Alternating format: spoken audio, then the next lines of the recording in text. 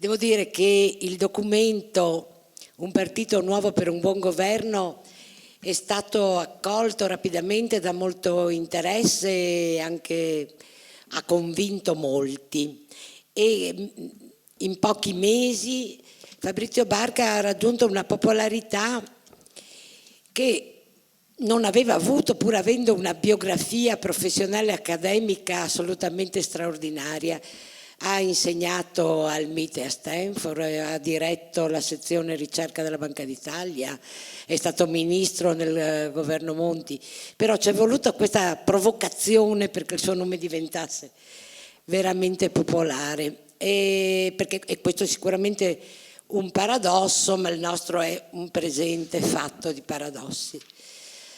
A noi pare anche un po' un paradosso il fatto che sia successo questo. È uscito un documento che, pur facendo delle analisi critiche e radicali ai partiti e alle relazioni che i partiti hanno con lo Stato e alle non relazioni che hanno con la società, è un documento che però rilancia la necessità dei partiti come strumento necessario e da rilanciare in ogni modo per lo sviluppo della democrazia, della partecipazione, ma anche come strumento per l'innovazione che è sempre più necessaria. Ora, un documento che rilancia i partiti e la loro necessità dovrebbe piacere molto ai partiti. Invece ho avuto l'impressione che piacesse molto a tutti quelli che avevano costruito una sfiducia ormai totale nei confronti dei partiti stessi. E mi pare un secondo paradosso. Il terzo mi sembra appunto questo, e non è vero, non è un paradosso, ma potrebbe sembrarlo: come mai un gruppo femminista interroga Fabrizio Barca. Noi l'abbiamo invitato in tempi non sospetti, non sapevamo neanche che ci sarebbero state le primarie, lo abbiamo invitato nella primavera scorsa e lo abbiamo invitato proprio perché il documento proprio risuonava in noi, ci confermava rispetto a quel piccolissimo lavoro politico che pervicacemente continuiamo a fare da anni. Tanto è vero che avevamo cominciato l'anno scorso con un corso che aveva come scopo lo sviluppo della partecipazione attiva delle donne allo spazio pubblico, così si chiamava, ed eravamo partite dall'idea che per rilanciare veramente uno spazio pubblico che abbia senso è necessario che i soggetti che vi sono presenti, che agiscono politicamente, debbano essere intanto prima di tutto informati, competenti. Io non ho capito se la frase di Fabrizio Barca, deficit cognitivo, è un eufemismo per ignoranza, però se lo è, anche a noi pare che a volte la partecipazione si giochi di più su opinioni costruite senza approfondimenti, senza studio e senza ricerca, e quindi avevamo cercato di lavorare proprio sul crescere della conoscenza, perché Fabrizio Barca al termine di spazio pubblico non dà soltanto quel significato che per noi è un po' arendtiano, è il luogo dove si agisce la cittadinanza, anzi è l'unico luogo dove si può agire la cittadinanza, è il luogo in cui ci si confronta. Per Fabrizio Barca mi pare di aver capito lo spazio pubblico è anche quello che consente di mettere insieme tutti quei saperi frammentati che sono necessari perché avvenga veramente un cambiamento, avvenga un'innovazione. È caduta la speranza neoliberista dei saperi concentrati in pochi esperti, si è dimostrata fallace. Nessuna verità, ci dice, oggi è in possesso di uno, ha bisogno del riunirsi di tante molteplici competenze, sapienze, saperi, e questo può avvenire solo in uno spazio pubblico riconosciuto.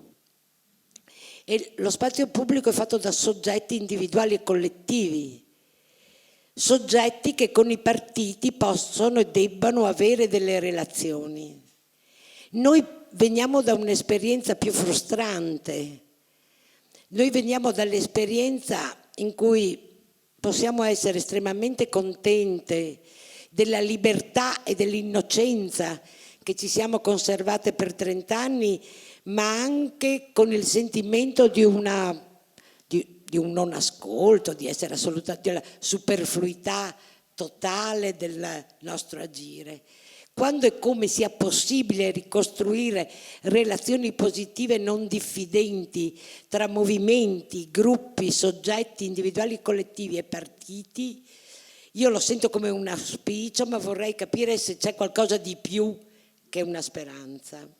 E un'altra cosa io credo vorremmo vedere, di ragionare con Fabrizio Barca questa sera, che è questa: nella disaffezione alla politica, quindi all'agire politico, al giocarsi negli spazi pubblici a tutti i livelli, io credo che giochi molto una consapevolezza generalizzata che la politica ha perso il suo primato e sicuramente è uno degli elementi di quella distanza che una volta si diceva tra paese legale e paese reale. Adesso non si può neanche più dire così, perché pare che anche il paese legale non sia più legale, cioè tutto è andato. Ma in questa difficoltà c'è il dubbio che le decisioni vengano prese altrove, che le decisioni a livello nazionale siano ormai poco significative. Il documento è molto centrato sulla situazione italiana. Si può ragionare di partiti in termini soltanto nazionali. Il Partito Democratico, a cui fa riferimento Fabrizio Barca, ha un'antica tradizione di forti relazioni con partiti europei. Sembrano più ridotte oggi che c'è l'Europa di quanto non fossero il tempo in cui io militavo nella FIGC negli anni 60. E vorremmo capire, no, come si può ricostruire la fiducia nella politica a partire dalla consapevolezza delle difficoltà che stiamo vivendo oggi. Grazie.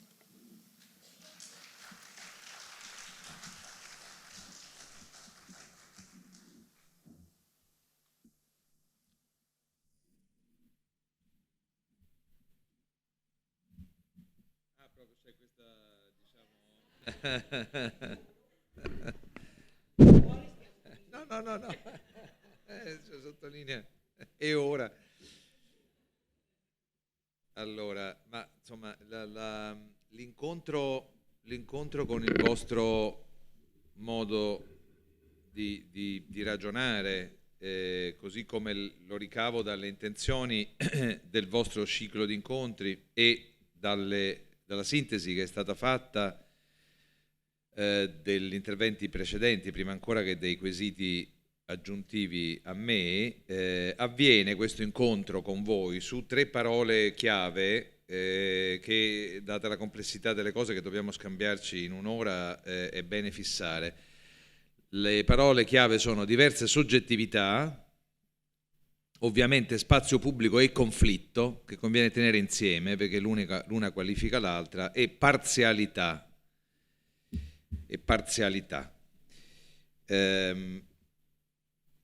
Questi 3 parole chiave si combinano nella mia testa come concetti e come strumenti essenziali per fare diciamo una cosa molto ambiziosa, che è compiere un salto non solo nel nostro paese ma nelle democrazie, perché come è stato richiamato adesso viviamo una fase di crisi del capitalismo e della democrazia capitalistica o capitalismo democratico, diciamo, in tutti i paesi, e più modestamente per fare uscire il nostro paese dallo stallo peculiare in cui si trova. Vorrei però anche sottolineare che, poiché si è sempre in 2 a ballare il tango, sono anche qui per imparare, pur nel breve tempo, e mi auguro nell'interazione che seguirà a questo incontro, perché già dalla memoria e poi successivamente dal libro ho potuto cogliere meglio non dalla memoria, scusate, dalla discussione che è seguita alla memoria, ho potuto cogliere meglio un particolare profilo della diversità soggettiva, delle diverse soggettività, che è la diversa soggettività femminile, che tra l'altro nella memoria era trattata in una maniera più povera che non nel libro. Però dato che resta molta strada da fare e che ho molti quesiti pratici, visto che nella parte prossima del mio lavoro domenicale del sabato o del venerdì pomeriggio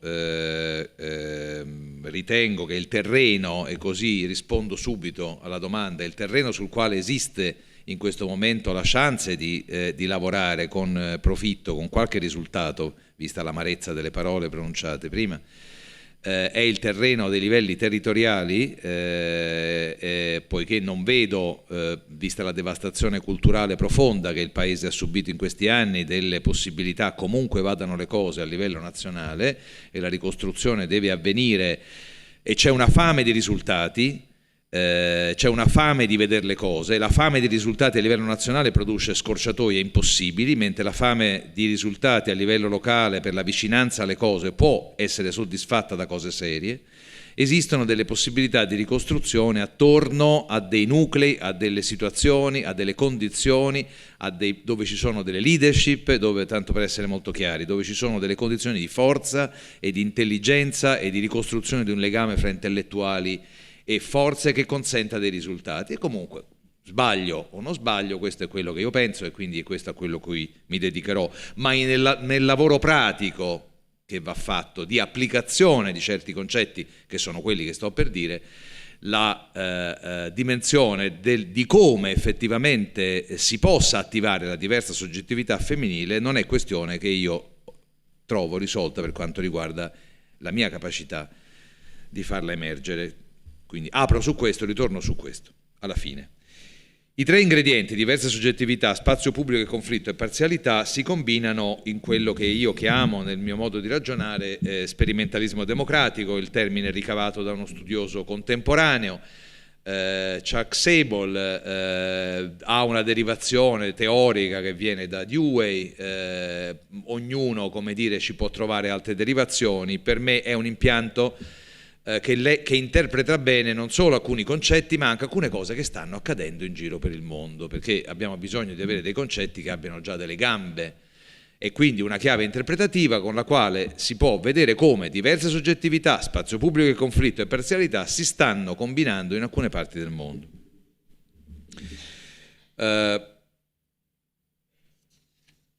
Per definire i tratti di questo modo di governare, che richiede anche, ce lo siamo appena detto all'università, che richiede anche un modo di essere partito, perché il partito è una libera associazione la cui finalità è governare.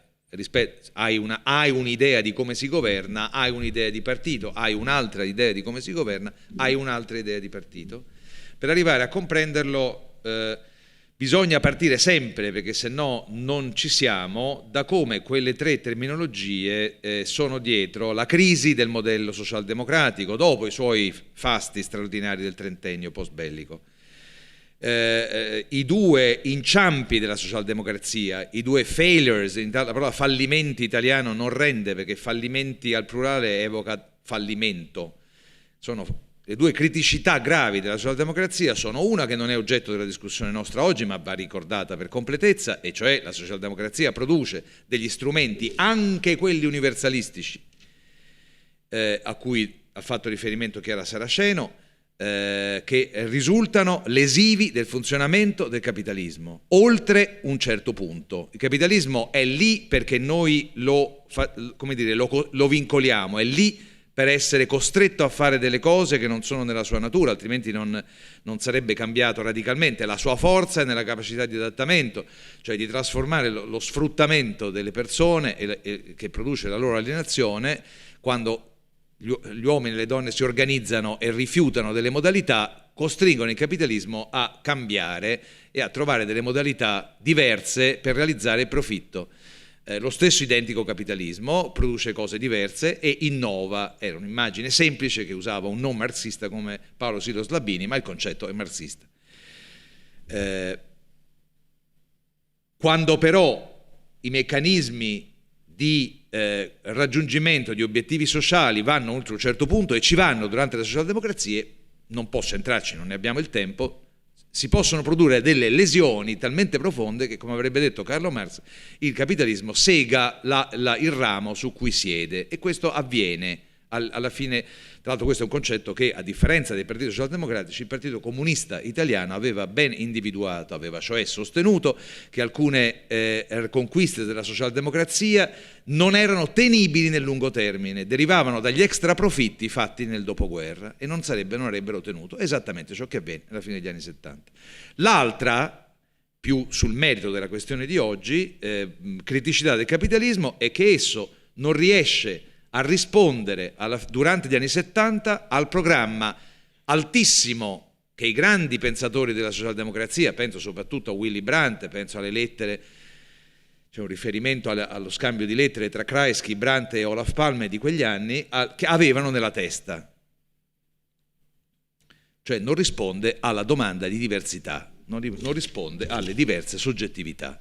Queste diverse soggettività, quando hai la fame, c'è la guerra e c'è il nazismo, non si manifestano, e quindi la domanda di servizi, la domanda di Stato, sia degli anni 30, sia del periodo fra le due guerre, sia nel primo quindicennio post-bellico, è una domanda, come dire, di beni essenziali, e quindi uno Stato socialdemocratico che produce beni omogenei, uguali per tutti, la scuola per tutti, le donne e gli uomini sono tutti uguali, i matti sono matti, c'è il concetto di normalità, di anormalità, una lettura semplice della società, beni essenziali. Le battaglie degli anni 60, giovanili, operaie, del ceto medio, sono il rifiuto della omogeneità. Questo rifiuto dell'omogeneità, che coinvolge il mondo giovanile, il mondo femminile, il mondo si va, come dire, la ricomprensione della nostra diversità è un rifiuto del modello omogeneo socialdemocratico, che poi fosse la NEP di Lenin o la New Deal di Roosevelt. C'è un elemento di omogeneità comunque in quella matrice, che è quella che rifiutiamo tutti, la mia generazione rifiuta in quegli anni.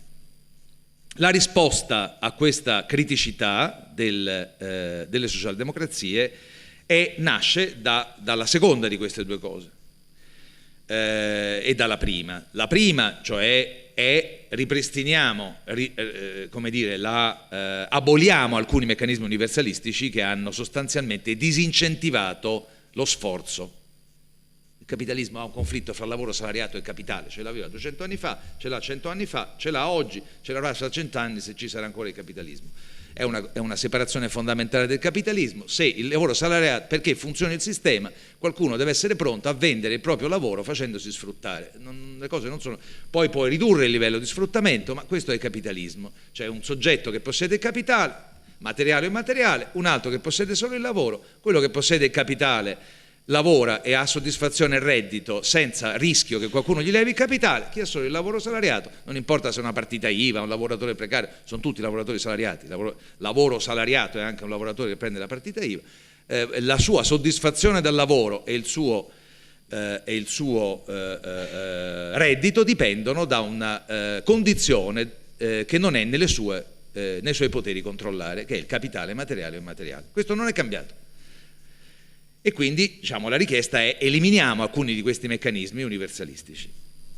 L'altra che ci interessa di più per il ragionamento di oggi è l'idea liberista, prima solo della destra, poi fatta propria dalla sinistra, cioè quindi asservita anche all'obiettivo di emancipazione della sinistra. L'esempio più classico è il New Labour inglese, è quello di dire come rispondiamo a questa diversità, a queste diverse soggettività che nella salute, nella sanità, nella cura, nella sicurezza, nelle regole di funzionamento della famiglia non abbiamo saputo accomodare, attraverso il mercato. C'è questo strumento straordinario che è il mercato. Il mercato accomoda la diversità, nasce sulla sua capacità di soddisfare ognuno di noi. Ognuno ha la carne che vuole, ognuno ha i beni che vuole, ognuno ha l'auto che vuole.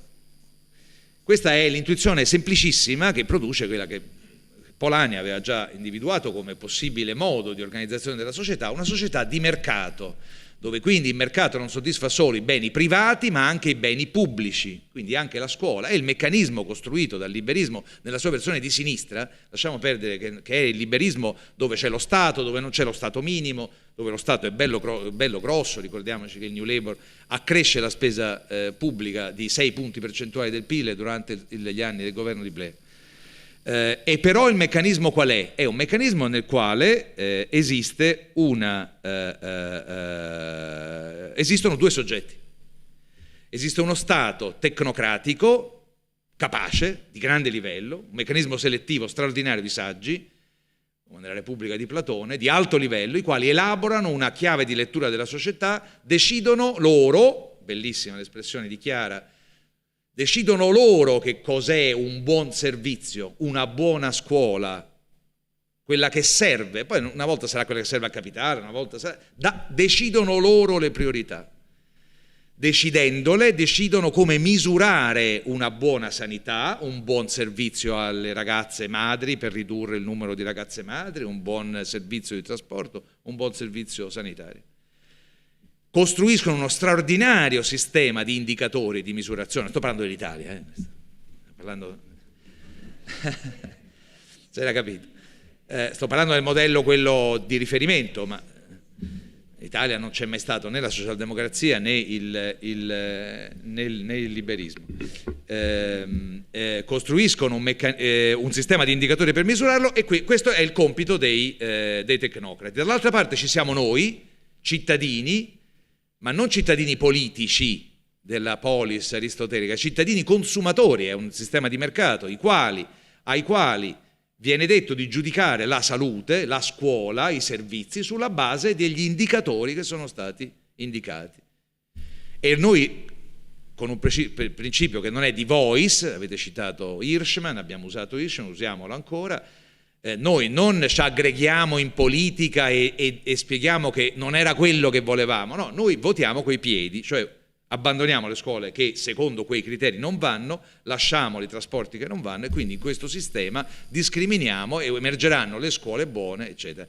È importantissimo perché le privatizzazioni non sono il frutto di un disegno di destra, è un disegno di sinistra, perché il giorno in cui abbiamo deciso quali sono gli indicatori che misurano un buon servizio, a questo punto posso affidarne la gestione a un soggetto privato, perché vuol dire che posso contrattualizzare il modo in cui gli dico cosa deve produrre, come il macellaio è privato. Anzi, uso il meglio del privato, metto in concorrenza i privati nel produrre una scuola che poi sono in grado di misurare. Ho sostituito il principio del profitto come discriminatore di buone e cattive imprese con il principio, è una vecchia idea tra l'altro, è una vecchia idea che stava dentro il pensiero rooseveltiano, sta anche nel pensiero tecnocratico italiano degli enti pubblici dei primi 15 anni, cioè è una vecchia idea, un'idea forte. Ve la dico in termini teorici, il profitto è sostituito dalla produttività come variabile di interpretativa e gli indicatori ne sono la misura. È un'idea di rispetto, di tutto rispetto, totalmente sbagliata, perché nega due cose. Una, quella che è una delle parole chiave nostre, nega la parzialità dei valori e la parzialità delle conoscenze, perché sostiene, come è stato anticipato in una delle due introduzioni, sostiene che ci sia qualcuno che possa nella sua testa, per quanto ben selezionato, per quanto straordinario, per quanto saggio, e in questo, come dire, Rawls ha qualche responsabilità nell'avere costruito, se non altro, l'alibi intellettuale per questo disegno, c'è qualcuno così saggio e così ben selezionato che, direbbe Rawls, non sa da che parte sta e non sapendolo agisce senza interessi. C'è qualcuno così alto e così saggio che sa quali sono i valori e ha tutte le conoscenze. Questa è la prima ipotesi di questo meccanismo, è una violazione, non è mai stato vero, è particolarmente non vero nella società contemporanea, perché la stessa società contemporanea in cui noi potevamo liberare le nostre preferenze ed esprimere le nostre diverse soggettività è una società in cui siamo diventati tutti molto istruiti, quindi si dà il caso che la testa ce l'abbiamo in milioni di persone. E quindi è tanto meno vero che non siamo in grado di formarci i nostri valori, e quindi, come esempio che è stato fatto, pretendere di decidere io donna se, come diceva Amartya Sen, di avere la libertà sostanziale di decidere se io voglio lavorare o non voglio lavorare, e come Amartya Sen la chiama, la capacitazione, la libertà sostanziale non è la libertà sostanziale di lavorare, ma è la libertà sostanziale di poter decidere se lavorare o non lavorare, all'interno della divisione del lavoro, dell'organizzazione di una famiglia o di una non famiglia o di una comunità.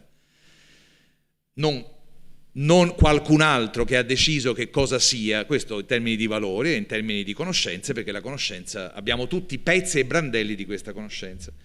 Il secondo errore di quel modello è importantissimo perché schiaccia la nostra identità personale. Questo è un elemento identitario invece comune a tutti noi.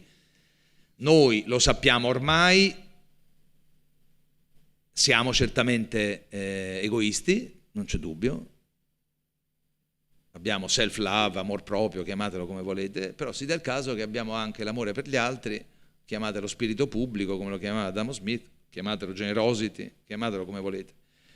Tra l'altro il dibattito teorico, diciamo, tra i biologi, gli economisti, i sociologhi e i studiosi delle culture ormai cominciano a pensare che che la nostra deviazione dall'animale darwiniano nasce proprio non con la prima, noi non siamo prima egoisti e poi leniamo questo con l'altruismo, noi probabilmente il dramma nostro è che è la nostra empatia per gli altri, è l'empatia che ha provocato le guerre, non il nostro egoismo. Questa è la lettura anti-darwiniana e anti-freudiana, diciamo, che si sta imponendo in questo ventennio, ma comunque stiano le cose, comunque la pensiate, noi siamo un animale con due identità.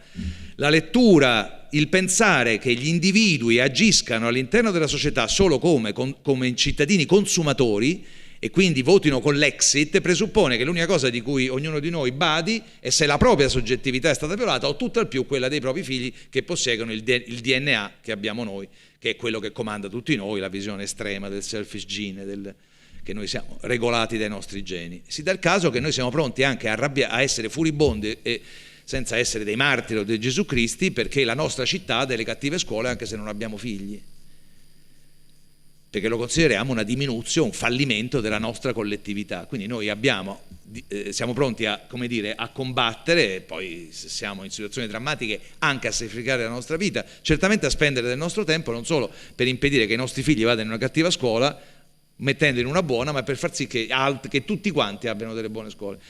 Quindi l'altro gravissimo errore è di rinunziare a una cosa che Adam Smith ci aveva ricordato essere una caratteristica di tutti noi, necessaria al capitalismo, perché figurarsi se poi non è necessaria la produzione di uno Stato. Quindi quel sistema è profondamente sbagliato. La dico in un altro modo: è come se, ed questo è un tema che impegna anche diciamo, i movimenti giovanili di allora e il movimento femminista, io credo, ma me lo spiegate voi.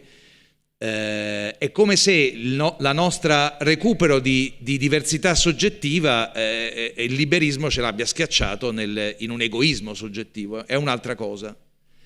C'era un'altra strada possibile, e l'altra strada era rimettere la persona al centro rispetto alla socialdemocrazia, non l'egoismo al centro. Questa è l'alternativa dello sperimentalismo democratico, il quale fa due operazioni: rimette al centro non l'egoismo ma la persona con la sua duplice identità, con la sua soggettività e diversità egoistica e con la sua altruismo e spirito pubblico, e quindi con la voglia che tutti abbiano la libertà sostanziale, non solo te stesso, e rimette al centro il tema delle conoscenze diffuse.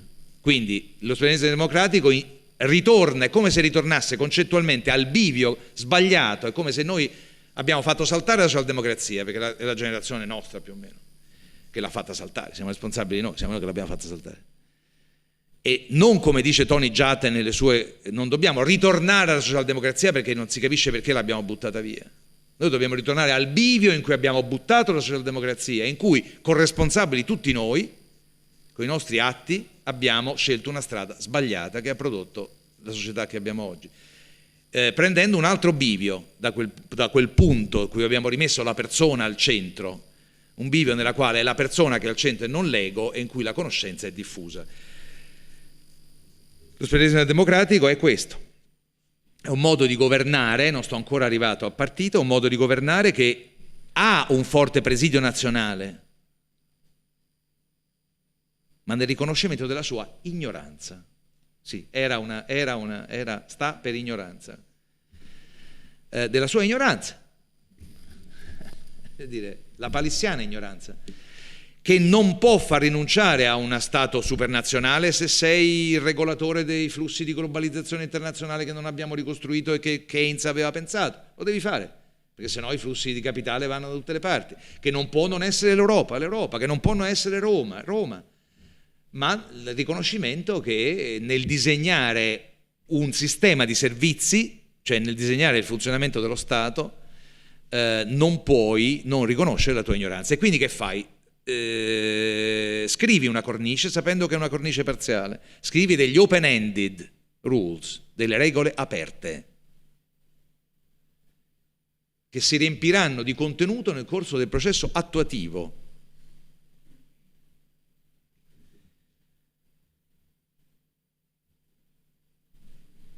Riconoscendo la natura parziale, la parzialità della conoscenza che tu hai. Di più, costruendo uno spazio di conflitto, uno spazio pubblico e di conflitto, nel quale, che non è altro che il processo di attuazione, non è una cosa strana, un'altra roba. Dal punto di vista, non stiamo parlando ancora di società, sto parlando di organizzazione statuale.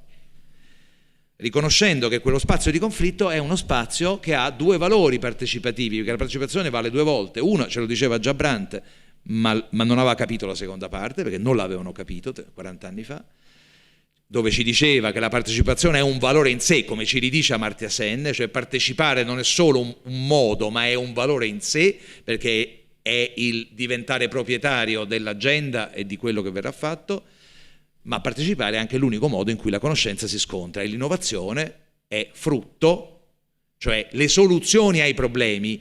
Come faccio a ridisegnare un sistema universale in alcuni casi che non segui le gambe del capitalismo? Come faccio a introdurre un reddito minimo domani? Domani mattina in Italia introduco un reddito minimo con un litmus test, con un sistema in cui un paese che non riesce neanche a controllare, diciamo, gli adempimenti e non adempimenti. Non ha senso. Allora discutiamone. Ma dove? A Roma? No.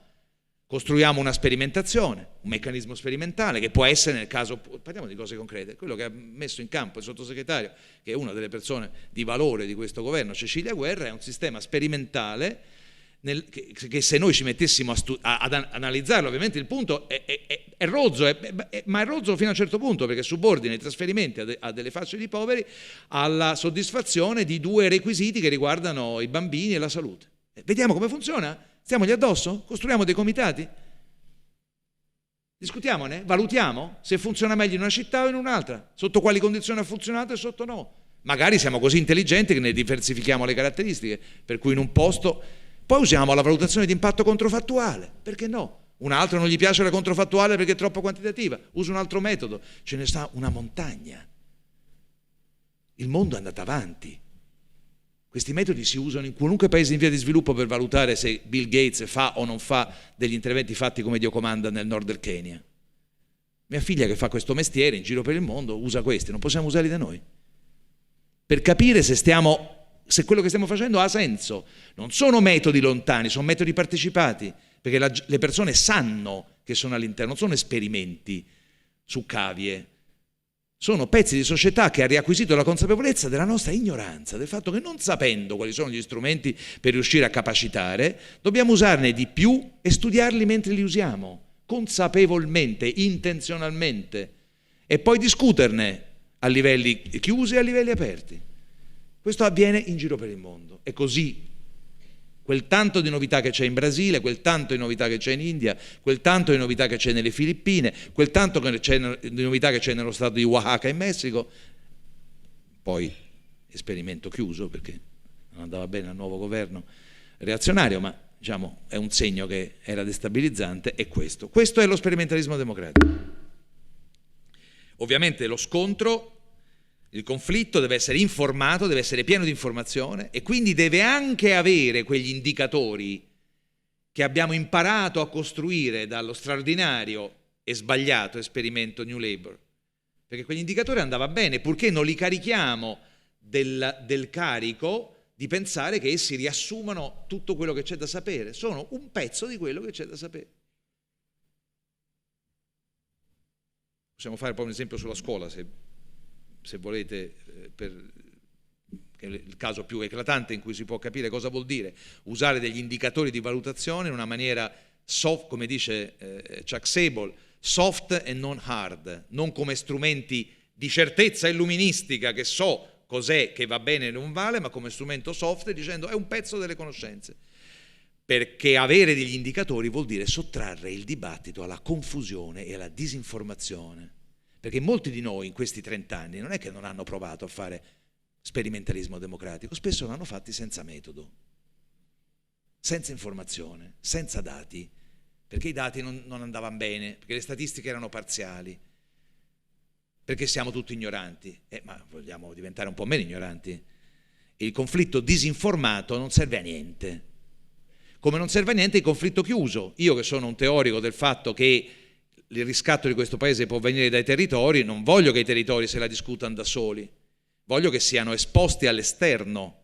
Ve la dico peggio, il sperimento democratico prevede anche, quando è necessario, una invasività dei livelli esterni nazionali.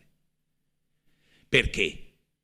Perché non viviamo in un mondo di educande, viviamo in un mondo dove se le cose vanno male in un territorio, perché spesso le classi dirigenti si sono messe tutte d'accordo, e sono tutte d'accordo le classi dirigenti, che si tratti dei partiti, dell'amministrazione, dei mass media, dei professionisti, dei sindacati, della Confindustria.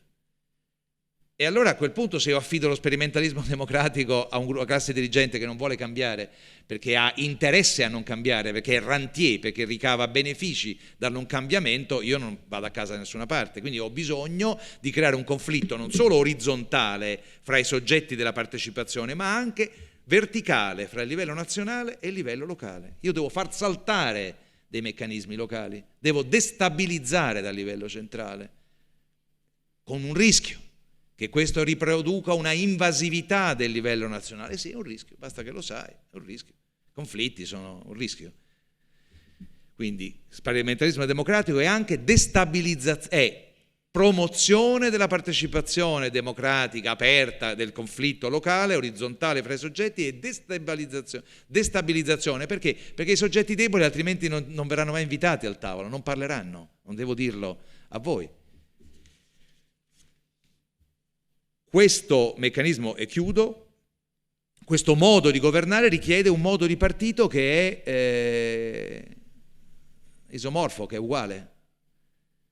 Questo è lo Stato. E come fa la società a interagire con questo Stato? La società è fatta ormai sempre di più di movimenti, di aggregazioni, di associazioni monotematiche dove si accumulano straordinarie conoscenze che curano pezzi che fanno anche cose straordinarie in alcuni micro pezzi del sistema. Qualche volta, quando l'organizzazione è molto forte, fanno sistema fra di loro e allora hanno anche un'influenza sovranazionale. Leggevo oggi, Oxfam è riuscita a convincere la Coca-Cola, non so chi altro, a non fare degli interventi obbrobriosi dove loro agiscono. Ma nella massima parte dei casi i risultati che l'associazionismo monotematico porta a casa riguardano quei casi su cui l'associazionismo monotematico ha ottenuto risultati. Cioè c'è veramente da fare. La mia tesi è che non possiamo fare a meno dei partiti, cioè di un soggetto generalista all'interno del quale queste conoscenze si dissolvano, no, perché ormai la società è una società che non può più immaginare un partito somma, come erano i vecchi partiti di massa della classe operaia o confessionali, ma dei partiti che siano abbastanza convincenti e attraenti e che realizzano al loro interno un conflitto abbastanza vivace e interessante e che convincano tutti quanti da attrarre gli altri a partecipare, convincendoli che non è tempo perso. Cioè che quell'organizzazione non è solo un'organizzazione costruita per rendere più facile la vita, cioè trovare un posto di lavoro in un qualche ente pubblico a coloro che si sono iscritti a quell'associazione, ma che invece quell'associazione è porosa alle influenze dall'esterno e quindi a un ragazzo, a uno della mia e vostra generazione che decide, che ha delle idee interessanti e che sta maturando in un'esperienza di movimento, è ricettivo all'idea di dire: guarda, 3 ore, 2 ore, 1 ora a settimana vieni nel partito, perché ti dimostro che mi lascio influenzare. Certo, ti attacco, ti discuto, ma se mai convinto che mi farò influenzare. Questo è il partito che ho in testa, un partito che quindi ridia alla società il senso di avere uno strumento, scusatemi, di avere uno strumento con cui interagire con questo stato diverso. Cosa vi ho raccontato in sostanza? E poi finisco con una domanda. Vi ho raccontato una storia nella quale il modo di governare, ma non quello che Barca si inventa o Chuck Sable si inventa, ci interessa poco, quello che nel mondo si sta sperimentando, in molte parti del mondo si sta sperimentando. Se il modo di governare cambia, ed è quello che vi ho raccontato sotto il titolo sperimentalismo democratico, la domanda di partito, cioè lo strumento di cui la società ha bisogno per interagire con questo modo di governare, è un partito. Chiamatelo Giovanni, non mi piace il partito, non mi interessa. È un'associazione generale che aggrega interessi diversi e che seleziona classe dirigente da nominare nei posti di potere, e lo fa nella pugna, nel confronto, nel conflitto di una discussione interna al partito in cui si discute di cose, non di teste evidentemente, non di nomi. Quindi nulla a che fare, tanto per essere chiari, con nessuno dei non partiti e dell'unico partito che ci sono in Italia adesso, dei non partiti che sono 3 manifestazioni dell'ambizione che la società civile possa parlare da sola. Ovviamente la società civile non può parlare da sola, può parlare solo attraverso un megafono, e quindi ognuna delle tre organizzazioni della società civile che hanno diciamo 3 capi, un tecnocrate, un attore e un imprenditore a capo delle 3 organizzazioni.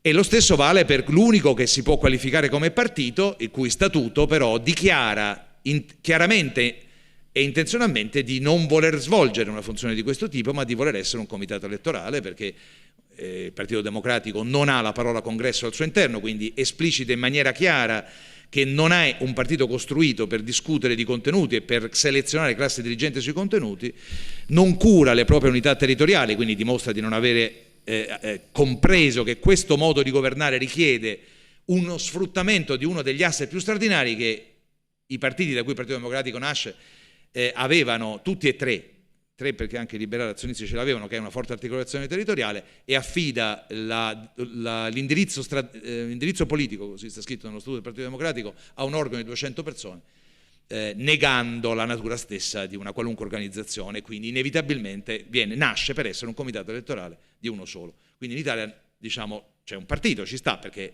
ha delle regole democratiche, quindi va chiamato partito del Partito Democratico, gli altri non sono partiti, ma sono 4 organizzazioni non pensate per essere funzionali a questo modo di governare. La domanda che ho per voi, e non posso non chiudere su questa, è questa: non è così facile realizzare la mobilitazione cognitiva all'interno di un partito, perché non è che ci si incontra a discutere domani a Prato improvvisamente e magicamente il Partito Democratico riesce a mettere le donne e gli uomini cinesi e italiani attorno a un tavolo, giovani e vecchi, a discutere e a risolvere la questione del trade-off fra sicurezza e lavoro nelle fabbriche, no?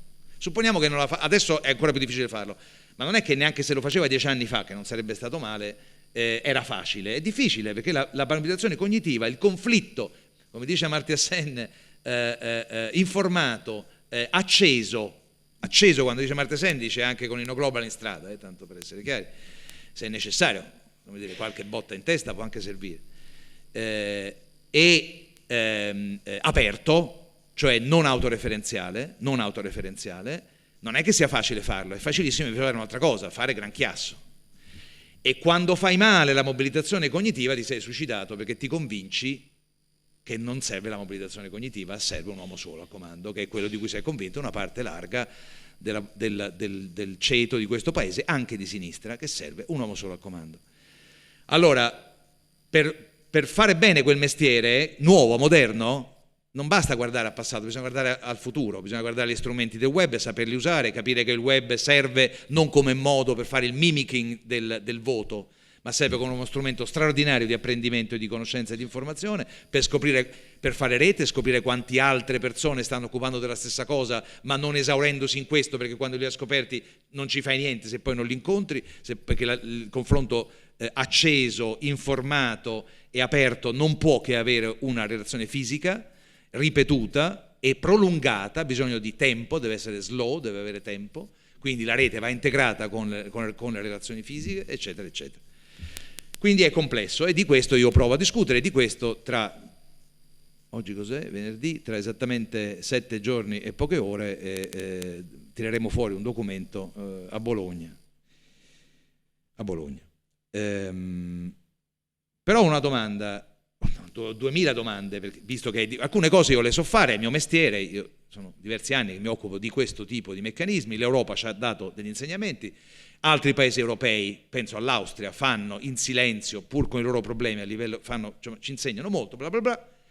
Però c'è una cosa che io non ho capito ed è questo, come si fa a emergere, abbiamo ragionato insieme a Marco Rossidoria di come si fa emergere la diversità giovanile, perché Marco ci ha lavorato, eccetera, che è un elemento fondamentale in questo momento. Abbiamo bisogno di una rottura, non basta il ringiovanimento, bisogna capire in che modo i giovani possono in questa mobilitazione svolgere una funzione. E qualche cosa forse abbiamo scritto e scriveremo. Qual è il modo in cui far emergere, ammesso che condividiate tutti i passi che ho fatto, cioè ammesso che condividiate l'idea di un governo di sperimentalismo democratico e che quindi richiede un partito di mobilitazione cognitiva, come si fa emergere la diversità femminile all'interno di questo? Come emerge sulla scala di valori? Forse lo capisco anche, sulla scala di valori lo posso capire. Se si apre una discussione di cultura politica riesco a comprenderlo.